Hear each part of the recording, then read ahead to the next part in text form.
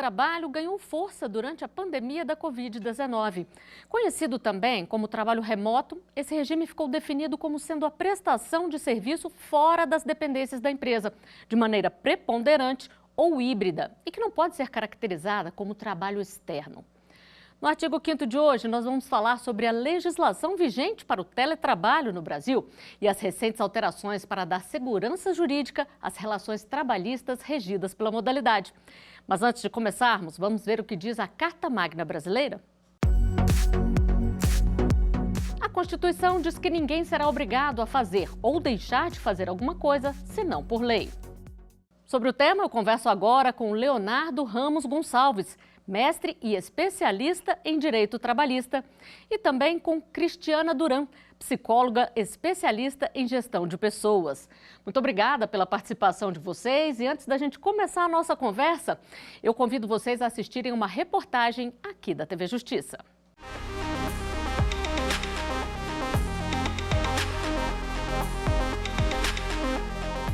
Chegaram para a gente no escritório no meio da tarde e falaram assim, ó, amanhã vocês estão em casa durante 15 dias, porque foi decretado pandemia. Foi um corte muito abrupto, um susto, na verdade. O que você sente mais falta de estar presencialmente com os colegas, de ter uma troca, uma reunião, uma brincadeira? São momentos que você não consegue ter em casa, né? Esse trabalho coletivo faz falta no dia a dia da gente estar junto discutindo a parte de criação. Acaba que esse processo virou um processo por computador, né? As reuniões de pauta são feitas todos os dias por computador e a gente às vezes sente falta. Vira e mexe a gente tem que ir na agência, conversar e acertar algumas coisas. O home office não é uma invenção da pandemia do coronavírus. Aliás, já faz tempo que muitas pessoas trabalham de casa. É claro que isso depende da função exercida, da política da empresa e do interesse do colaborador. Só que antes da pandemia, o trabalho remoto era tido como uma espécie de benefício. Com o isolamento social, passou a ser uma necessidade e hoje é uma tendência no mundo todo. Doutora Cristiana, o teletrabalho, então, não é uma invenção da pandemia, não é mesmo? Olá, obrigada pelo convite. Sim, o teletrabalho não é uma invenção da pandemia. Ele já existia no Brasil, já estamos aí em torno de quase 2 décadas com o teletrabalho acontecendo, tanto de forma informal quanto com alguns avanços no serviço público também, né? E a CLT também já vinha trazendo algumas adaptações aí para o empregado poder exercer esse trabalho à distância. Então vamos falar um pouquinho aí da evolução dessa legislação ao longo do tempo. Perfeito. O tema ele é tratado basicamente em 4 marcos históricos, né? A primeira foi no ano de 2011, onde que veio trazendo expressamente no artigo 6º da CLT, incluindo essa modalidade do teletrabalho. Logo em seguida, em 2017, houve uma nova alteração na lei, com a inclusão de um capítulo específico também sobre o teletrabalho.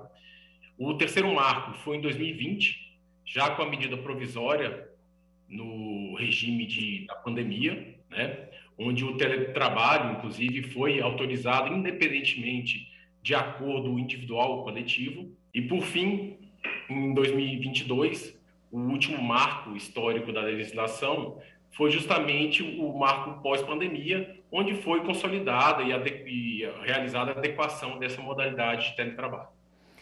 E para os trabalhadores, doutora Cristiana, qual que é a grande vantagem aí?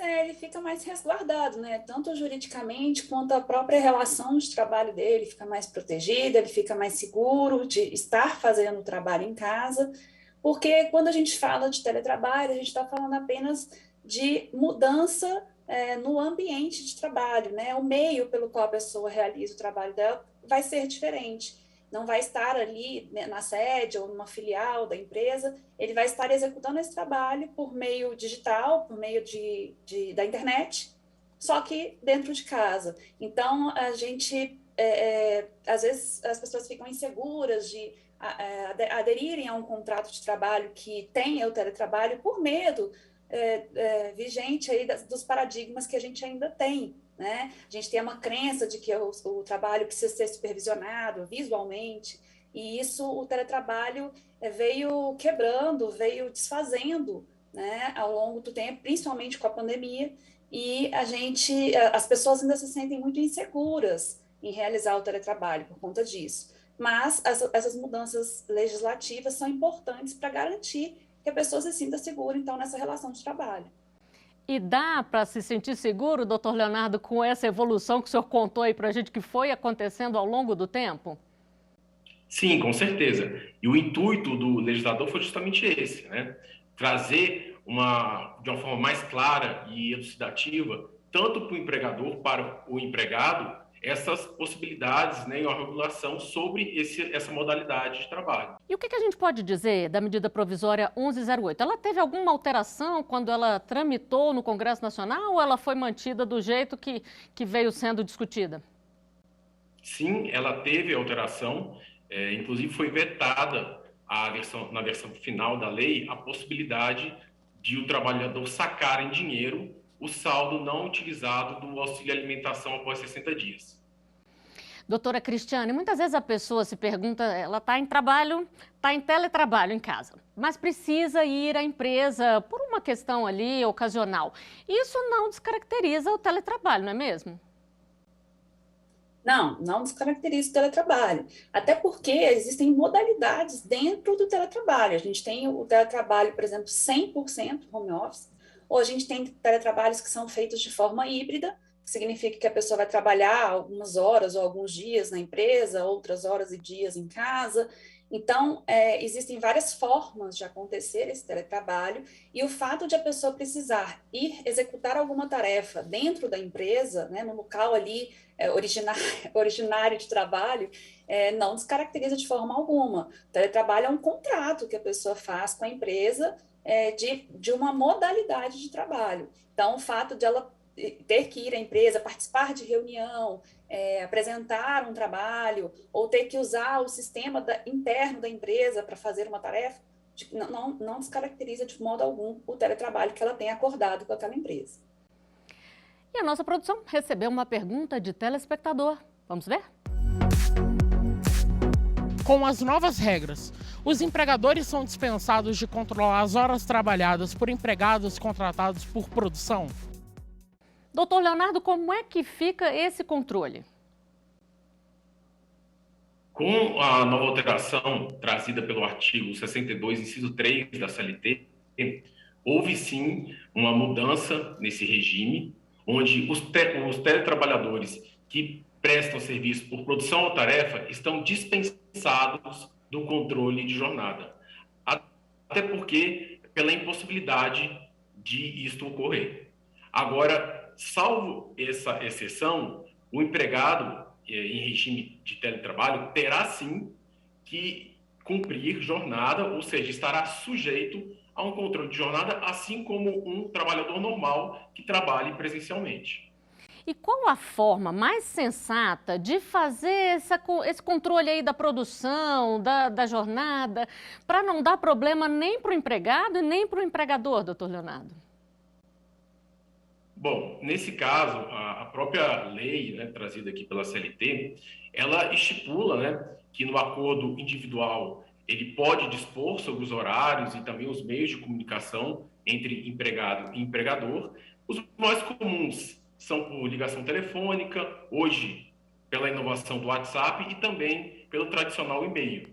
Mas também nós sabemos que existem diversos programas para realizar reuniões virtuais e também videoconferências, e até pela segurança da informação, o empregador e o empregado devem, com antecedência, alinhar quais programas vão utilizar, quais softwares, inclusive, serão utilizados, seja pela empresa, seja pelo empregado.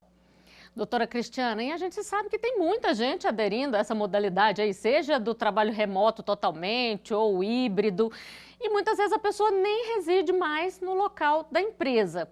Nesse caso, se há algum problema, qual a legislação que vai ser usada? Se há uma diferença, por exemplo, de uma localidade para outra? Bom, quando a gente está falando de contrato de trabalho que envolve o teletrabalho, como eu disse, a gente está falando só da forma como essa pessoa vai executar o trabalho. Então, o que importa é aonde a pessoa está prestando esse serviço para o empregador. Se, no caso, ela sair daquela localidade e for prestar o serviço fora daquela que a gente chama de comarca, né, que é daquela região, por exemplo, aqui no Distrito Federal seria do Distrito Federal, ela vai, se ela tiver que entrar com uma ação, por exemplo, para discutir esse contrato de trabalho, vai valer a regra de onde ela prestou o trabalho, ou seja, onde ela estava, né?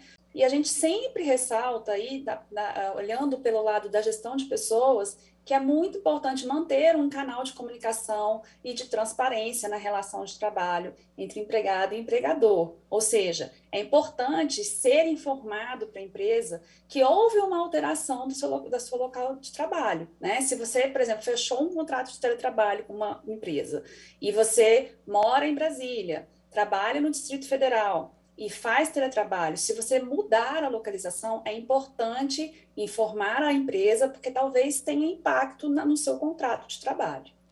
Isso pode gerar um problema jurídico, doutor Leonardo, se a mudança não for informada e acontece algum problema ali? Sim, teoricamente pode haver, sim, algum problema entre o empregado e o empregador. E até porque, né, quando a opção da realização do teletrabalho é fora do território nacional, a própria CLT prevê que aplique-se a legislação brasileira, a não ser que haja disposição em contrário das partes. Bom, a gente vai continuar a nossa conversa aqui depois do intervalo. Agora nós vamos a um rápido intervalo. Até já.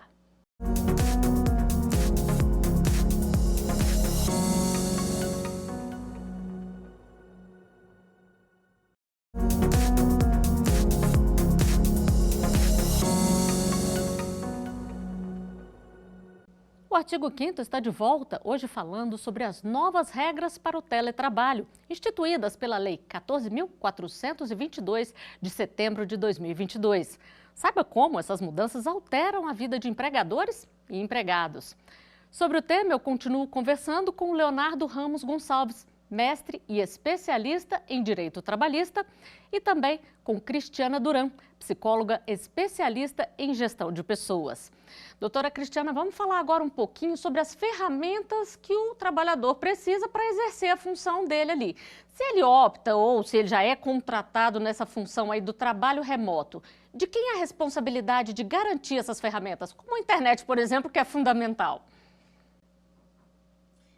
Então, o uso de infraestrutura e de ferramentas digitais pelo empregado é da responsabilidade do próprio empregado, né? Agora, pode ter um acordo com a empresa, isso pode estar disposto naquele contrato de teletrabalho que ele fechou com a organização e aí dispor de uma maneira diferente, mas normalmente é de responsabilidade de quem vai executar o teletrabalho. E outra dúvida muito comum também é que se a gente está em teletrabalho, muitas vezes é alcançado a qualquer hora do dia. O uso dessas ferramentas digitais, WhatsApp, e-mail, fora da jornada previamente combinada. Isso significa aí uma jornada extra? Como é que funciona, doutora Cristiana?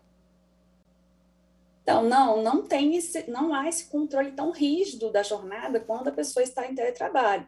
É claro que a gente, na execução de qualquer contrato de trabalho, deve haver uma parcimônia, um cuidado ali, né, para não pedir e solicitar a pessoa que trabalhe além da jornada prevista. Mas há uma maior flexibilidade, digamos assim, da jornada de trabalho. Então, vai muito da relação de trabalho entre o gestor e os empregados subordinados.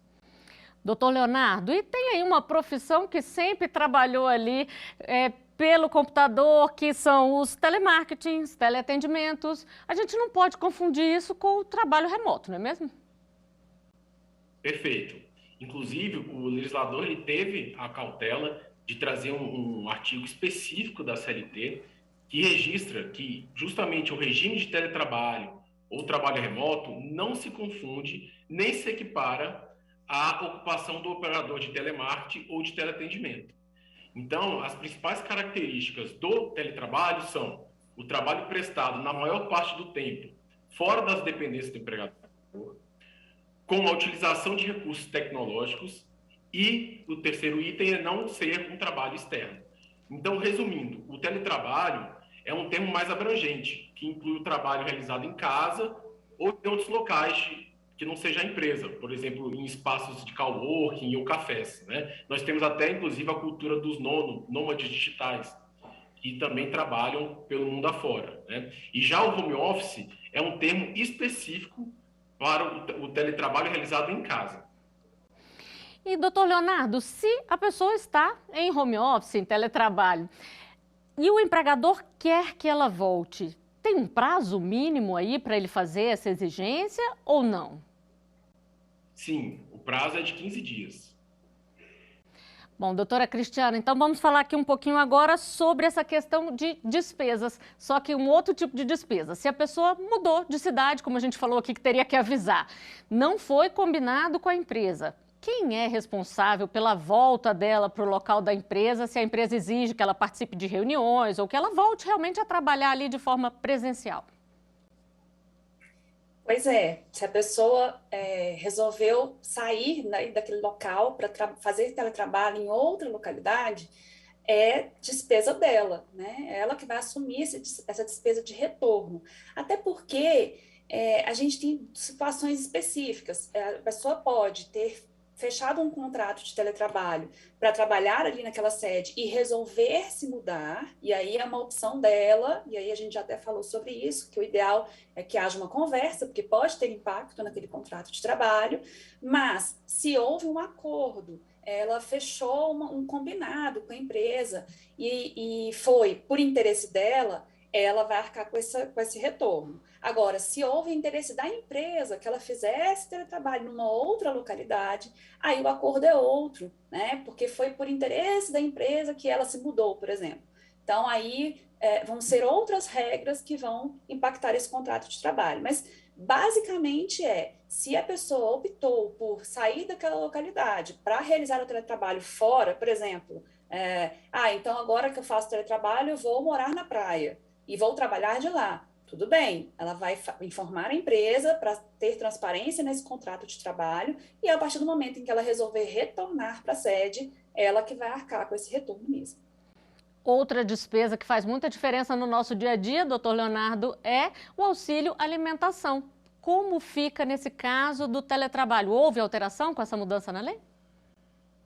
Sim, houve uma alteração. Inclusive, a lei determina que essas parcelas pagas a título de auxílio alimentação seja destinado exclusivamente a pagamento de refeições em restaurantes ou gêneros alimentícios comprados no comércio. E também, uma novidade da lei, proibiu as empresas de receber descontos na contratação de fornecedores de alimentação. E por que essa inovação é importante? Porque nós sabemos que, antes da lei, alguns empregadores obtinham um abatimento no processo de contratação desse auxílio alimentação e, na prática, o custo desse desconto era posteriormente transferido aos restaurantes e supermercados e, por meio de tarifas mais altas, alcançava os trabalhadores. Então, com essa alteração, ficou proibida essa prática. E eu chamo mais uma pergunta de telespectador. Vamos ver? O regime de teletrabalho também poderá ser aplicado em aprendizes e estagiários? Doutor Leonardo, pode ser aplicado também a esses trabalhadores ou não? Sim. A CLT também prevê expressamente a abrangência do teletrabalho para os estagiários e aprendizes. A única ressalva que nós trazemos também consta na CLT é que também se exige que essa prestação de serviços na modalidade de teletrabalho seja expressamente registrado por meio de contrato individual. Doutor Leonardo, só tocou num ponto importante aqui que a gente vem falando ao longo do programa, que é o contrato. Muitas coisas estão previstas aí. Então, como o trabalhador pode se proteger? A que ele deve prestar bastante atenção na hora de assinar esse contrato aí? Bom, o contrato dessa modalidade telepresencial deve seguir o mesmo cuidado do contrato presencial. e, logicamente, com as cláusulas específicas dessa modalidade especial. Então, principalmente se vai abranger a jornada ou não, se é um trabalho de metas e resultado, se vai ser pago o vale transporte, o vale alimentação e também se haverá um trabalho híbrido ou se ele será 100% telepresencial. É bom deixar tudo especificado para não ter surpresa depois, né, doutora Cristiana? Qual que é o objetivo de todas essas mudanças que aconteceram aí na legislação? É dar mais segurança mesmo? A gente realmente, a pandemia teve um impacto muito grande nas relações de trabalho, né? A gente se viu da noite para o dia diante de uma mudança muito brusca, pessoas impedidas de irem trabalhar e tudo aquilo que a gente já sabe, que a gente já conhece, que foram resultados da pandemia. E a partir daí, as relações de trabalho avançaram nesse sentido, porque o teletrabalho permitiu com que o trabalho continuasse. Muitos trabalhos que antes se pensava que eram impossíveis de serem realizados por teletrabalho, logo após a pandemia, se viu sendo adaptados para serem executados por teletrabalho. E a legislação não pode ficar atrás, ela precisa trazer essa modernidade, ela precisa refletir as relações de trabalho mais próximo possível do que a gente vivencia, né? Então, essa mudança na legislação, ela foi muito necessária e ainda se tem muito para fazer, mas ela já vem trazendo essa segurança para que o empregado não seja aí enganado ou se sinta enganado na relação de trabalho porque cria uma expectativa ou é demandado dele alguma coisa que não está no contrato e aí as coisas acabam se complicando e a gente tem os processos judiciais para resolverem esses conflitos. Mas a ideia é que traga mais segurança para o trabalhador e mais segurança para a empresa também. E antes de encerrarmos, eu chamo mais uma pergunta que a nossa produção recebeu. Qual grupo de trabalhadores tem prioridade para o teletrabalho? Doutora Cristiana, se muita gente da empresa quiser fazer teletrabalho e a empresa não quer absorver todo mundo nessa questão de trabalhar remotamente, tem algum grupo que é prioritário? Então, sim, a CLT vai dispor, né, de algumas prioridades, como pessoas com deficiência, com filho ou com criança até 4 anos de idade sob guarda judicial, são os grupos prioritários previstos na CLT, que não impede que acordos coletivos ou outros acordos sejam feitos com a empresa e que a empresa estabeleça alguns critérios ali de escolha, né, tenha um percentual ou estabeleça alguns outros critérios para que, já que ela às vezes se vê numa situação em que ela não tem como viabilizar o teletrabalho para todos os seus empregados. Mas a lei especificamente prevê, sim, um grupo que são as pessoas com deficiência e com filho ou criança de até 4 anos de idade sob guarda judicial. Bom, para a gente poder finalizar, doutor Leonardo, eu queria saber de vocês, né, do senhor e da doutora Cristiana, se o teletrabalho está bem regulamentado no Brasil, se a gente tem muito a avançar. Acredito que sim. Nós sabemos também que as crises registradas na história da humanidade, elas sempre aceleram transformações. Então, essa crise que nós tivemos e vivenciamos da Covid-19, ela, com certeza, ajudou a evoluir. E na própria exposição de motivos da nova lei, ela trouxe como objetivo a modernização e também para oferecer uma clareza conceitual e também segurança jurídica às relações trabalhistas. Então, nós sabemos que, na verdade, ele vai atualizar, mas no dia a dia é que serão testados esse novo sistema, né? E também com a interpretação dos tribunais. Mas, atualmente, nós acreditamos sim que o teletrabalho está bem regulamentado no Brasil. E para a senhora, doutora Cristiana? Pois como o doutor Leonardo colocou muito bem, o intuito, né, da legislação, então, é sempre estar acompanhando essas mudanças sociais. A gente ainda tem muita coisa a se discutir, até mesmo, por exemplo, os desdobramentos do teletrabalho na saúde do trabalhador, os impactos que tem na vida pessoal, tudo isso acaba retroagindo e impactando também na relação de trabalho. Então, a gente ainda tem muita coisa para avançar, mas já vejo muito positivamente esse avanço na CLT E quanto à questão do teletrabalho, por exemplo, na outra iniciativa, que é o setor público, também teve grandes avanços, já vinha avançando um pouco mais rapidamente do que a CLT, mas a gente também precisa ter alguns avanços importantes, apesar de, na pandemia, terem acontecido também alterações quase que na mesma velocidade ali das alterações na CLT. Então, eu vejo que a gente está dando os primeiros passos, é como se fosse uma criança em evolução, né? Ela está ali, ela já entrou, já está no finalzinho ali da primeira infância, conseguindo chegar na segunda infância, mas ainda tem um caminho pela frente. Bom, e assim a gente encerra mais um Artigo 5º. Doutor Leonardo, doutora Cristiana, muito obrigada pela participação de vocês. E eu agradeço também a sua companhia. Você pode rever os nossos programas no site da TV Justiça ou acompanhar o nosso canal no YouTube. Até o próximo Artigo 5º. Tchau!